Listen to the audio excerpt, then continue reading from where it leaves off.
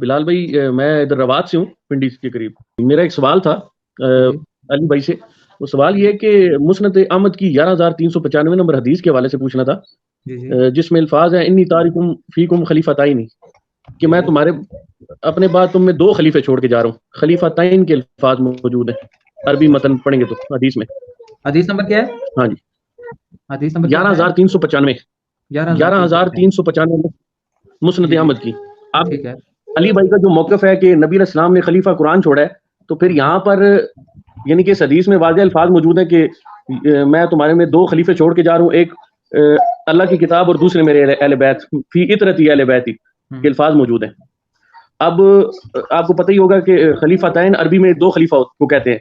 تو علی بھائی کا یہ موقف اس حدیث کے مطابق جو ہے وہ یعنی کہ غلط موقف ہے نا، اس حدیث کے اوپر پورا نہیں اترتا. جی ٹھیک ہے، میں آپ کا سوال نوٹ کر لیا. نور بھائی روات سے ہی ہیں نا آپ؟ جی روات سے. اچھا ٹھیک ہے، تو میں نے آپ کا سوال نوٹ کر لیا. جیلم اکیڈمی آئے ہوئے ہیں آپ کے نہیں آئے؟ نہیں، جیلم اکیڈمی میرا آنا نہیں ہوا ابھی. چکر لگائیں نا آپ، انشاءاللہ 1.5 گھنٹے کا سفر ہے ٹوٹل. جی جی چلیں، ہاں جی، بس انشاءاللہ. جی میں نے آپ کا سوال نوٹ کر لیا. آپ کا سوال نمبر جو ہے نا، میں نمبر بھی بتا دیتا ہوں. کوسچن نمبر 13 ہے آپ کا. میں سوال نمبر اور نام لے کے نا، اور شہر کا نام، تو علی بھائی سے سوال کرتے ہیں ہم تھرسڈے والے دن اور فرائیڈے والے دن، دونوں دن جو ہے نا سوال جس دن ٹائم ملتا ہے. شاید علی بھائی کی بھی شاید انسان ہے، نظر سے نکل جاتا ہے، کیونکہ ترجمے میں مولوی نے ڈنڈی ماری ہوئی ہے. وہاں پہ لکھا ہوا ہے 2 چیزیں چھوڑ کے گئے، لیکن عربی میں آپ متن پڑھیں گے وہاں پہ لکھا ہوا ہے خلیفتین کے الفاظ موجود ہیں.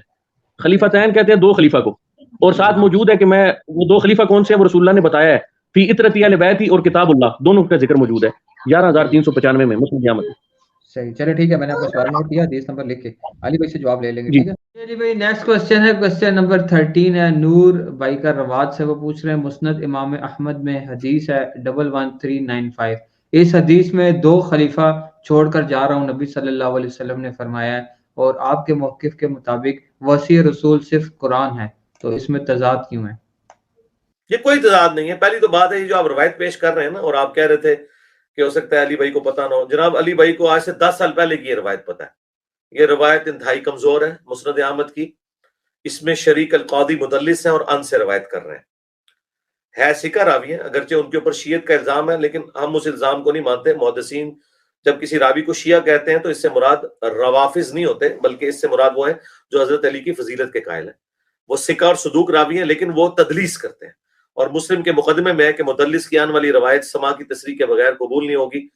ان کی جتنی روایتیں مسند احمد میں 2-3 جگہ پہ آئی ہے، وہ سب کے سب شریک القاضی جو ہیں وہ عن سے روایت کر رہے ہیں اور سما کی تصریح نہیں ہے، لہذا وہ روایت ہوگی کمزور. اب اس کو لاجیکلی بھی میں ثابت کرتا ہوں. قرآن تو میرے پاس یہ موجود ہے، ٹھیک ہے، دنیا میں ہر گھر میں قرآن موجود ہے الحمدللہ. آپ مجھے بتائیں جو آل البیت نبی علیہ السلام نے فرمائے تھے کہ اپنے بعد خلیفتین چھوڑ کے جا رہا ہوں، بقول آپ کے کہ اس میں چھوڑنے سے مراد ان سے تمسک کرنا ہے، تو حضرت علی تو دنیا میں اس وقت موجود نہیں ہے، نہ امام حسن ہے نہ امام حسین ہے. ہاں ان کا نام لے کر درباروں پر بیٹھ کے سوٹے لگانے والے لوگ تو موجود ہیں، ان کے نام پہ عزتیں اویل کرنے والے موجود ہیں، جنہیں نماز بھی پڑھنی نہیں آتی، جنہیں قرآن کی توحید کا بھی تعارف نہیں ہے. اگر ان کے اس وقت آپ نے ٹرو جانشین دیکھنے ہیں تو وہ ہیں جو قرآن کی توحید کے اوپر ہے. امام علی علیہ السلام تو اپنے بیٹے کو نہج البلاغہ میں وصیت کر رہے ہیں کہ اے حسن، اللہ کی ہستی وہ ہستی ہے جس نے اپنے دربار میں کوئی دربان بھی مقرر نہیں کیا، لہذا جب بھی تمہیں مانگنا ہے تو اللہ سے مانگنا ہے.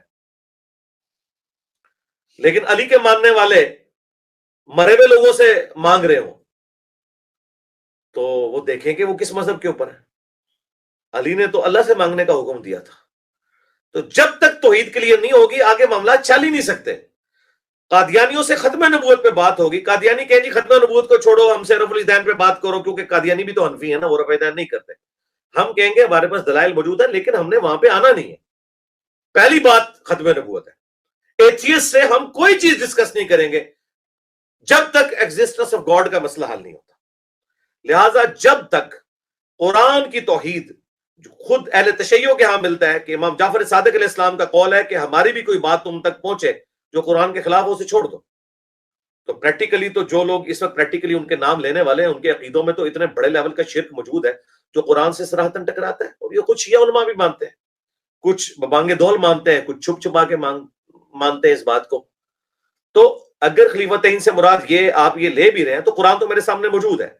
حضرت علی علیہ السلام، امام حسن علیہ السلام، امام حسین علیہ السلام، امام جعفر علیہ السلام، امام باقر علیہ السلام، زین العابدین، موسیٰ کاظم، یہ سارے کے سارے ائمہ جو ہیں وہ دنیا سے تشریف لے جا چکے ہیں. آج کی ڈیٹ میں سارے ائمہ کا سٹیٹس وہی ہے جو رسول اللہ کا ہے. تو وہ کدھر ہے؟ 1200 سال سے آخری امام بھی بقول آپ کے غیابت میں چلے گئے، بقول اہل سنت کے ابھی انہوں نے پیدا ہونا ہے. مجھے تو دونوں سے کوئی انٹرسٹ نہیں ہے، جو یہ جس کو مہدی کہتے ہیں یا وہ جسے مہدی کہتے ہیں.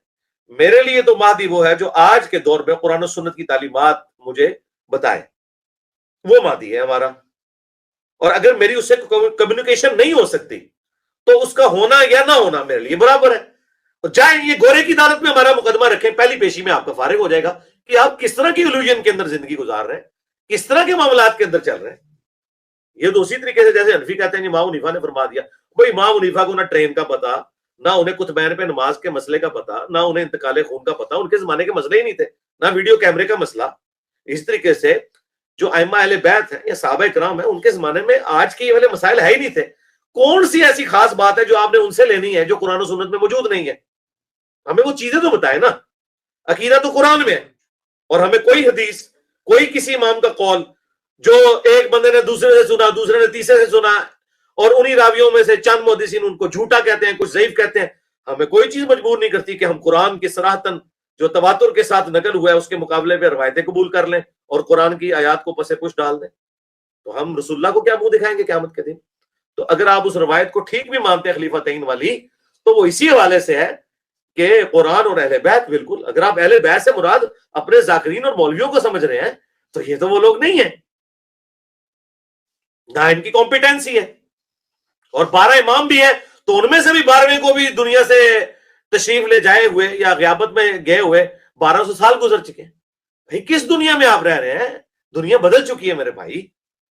یہ آپ اس طرح کا اسلام اب کافروں کے سامنے پیش کریں گے تو مذاق ہی اڑے گا آپ کا. اس لیے دیکھیں پریکٹیکلی ایران میں بھی جو ہے انہوں نے باقاعدہ علماء کی کمیٹی بنائی ہوئی ہے، اور وہ ایسا نہیں ہے کہ کمیٹی جو ہے وہ امام مہدی کو کوئی رابطہ کر کے تو ان سے مسئلے پوچھتی ہے. ان کا اپنے مرجع ہوتا ہے.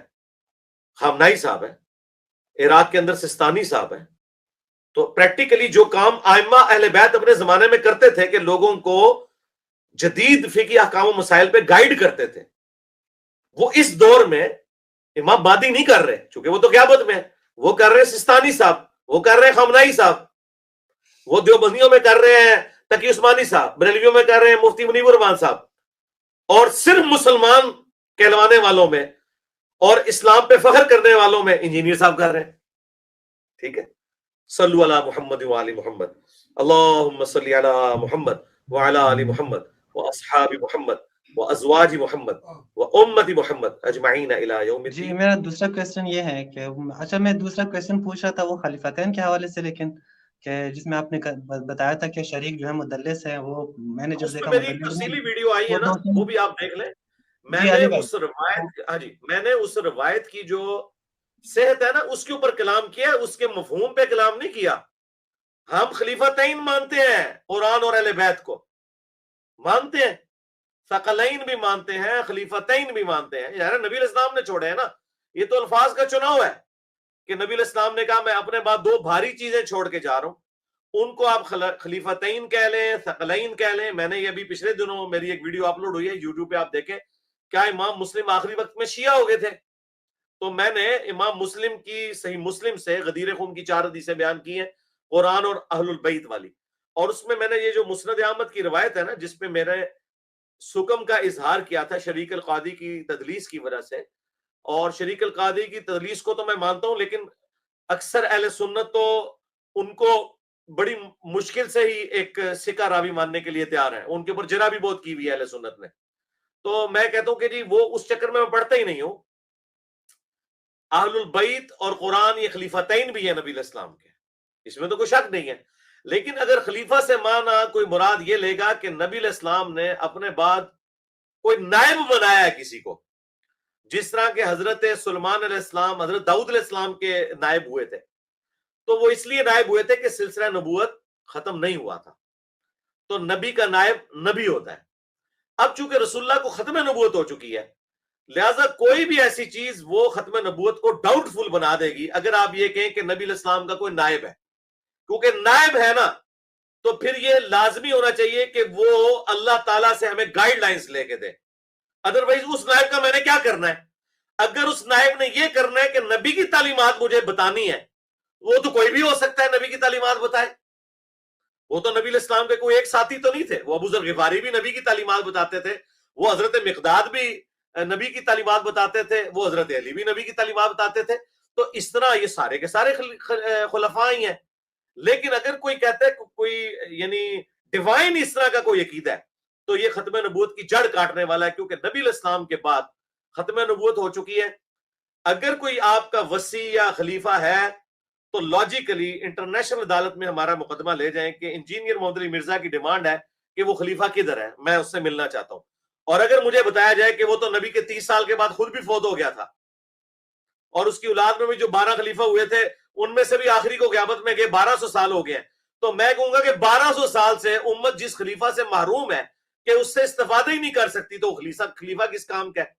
تو وہ مسئلہ یہ ہے کہ یہ عقیدہ بالکل باطل کھڑا گیا ہے، چاہے وہ اہل سنت کے ہاں تقلید کی شکل میں ہو یا اہل تشیع کے ہاں عقیدہ امامت کی شکل میں ہو. نہ تو ہم ابو بکر صدیق کو خلیفۃ الرسول مانتے ہیں اس حوالے سے کہ وہ نبی علیہ السلام نے کوئی ان کو اپنے بعد نامزد کیا تھا، بالکل میں نے تو بخاری مسلم سے ثابت کیا. عائشہ کہہ رہی ہے کہ نبی علیہ السلام نے اپنا وصی کسی کو نہیں بنایا، قرآن آپ کا وصی ہے. کیوں؟ قرآن آج آپ مجھ سے پوچھے میں کہوں گا یہ لے رسول اللہ کا وصی. آج سے 10,000 سال بعد بھی کوئی انسان آئے نا اور وہ پوچھے رسول اللہ کا وصی کدھر، لو قرآن یہ سامنے موجود ہے. لیکن اگر شخصیات کو آپ وصی اور خلیفہ مانیں گے تو وہ تو دنیا سے چلے گئے. جب وہ دنیا سے چلے گئے تو آج کی ڈیٹ میں ایک شخص 1400 سال پہلے فوت ہوا ہے اور ایک شخص 1450 سال پہلے فوت ہوا ہے، دونوں کا سٹیٹس تو ایک ہی ہے. مجھے اس سے کیا غرض؟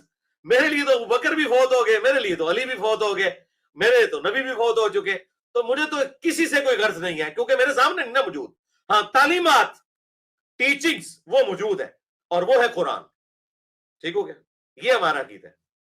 جی جی جی اسپیکر آن کریں مائک. جی میں بتا رہا تھا کہ یہ سوال کی اجازت مجھے نہیں ہے، لیکن اچھا وہ آپ نے بیان کیا. میرا دوسرا سوال ہے، اینڈ پہ آپ نے اس سے ربط دوسرا نہیں تیسرا ہو گیا، اب 2 ہو چکے ہیں. تیسرا کر لیں چلیں. اچھا جو تیسرا نہیں کرنا، 2 ہی کر رہے ہیں. آپ پاکستان آئے تو انشاءاللہ بیٹھ کے بات کریں گے انشاءاللہ. چلیں ٹھیک ہے انشاءاللہ. سلامت. میری وصیت آپ کے لیے صرف یہی ہے، قرآن کے اوپر کوئی عقیدہ جس کی جڑ قرآن میں موجود نہیں ہے، انیمبیگوس ضرب تقسیم لگا کے نہیں. ضرب تقسیم سنی شیعہ دونوں لگا رہے ہیں تو میں تو پڑھا لکھا بندہ ہوں، مجھے تو واضح نظر آ رہا ہے کہ فراڈ کر رہے ہیں امت کے ساتھ. بالکل قرآن اپنے عقیدے میں بالکل واضح ہے. ما کان محمد ابا احد من رجالکم ولکن رسول اللہ وخاتم النبیین. ختم نبوت اتنا بڑا منصب ہے، اس کے بعد کوئی تقاضا ہی نہیں ہے کہ رسول اللہ اپنا خلیفہ کسی کو چھوڑ کے جائیں، اس حوالے سے کہ جو ان کی سیٹ سنبھالے. کیونکہ وہ جو سیٹ سنبھالے گا نا ایٹ لیسٹ وہ پیغمبر کے لیول کا بندہ ہمیں چاہیے.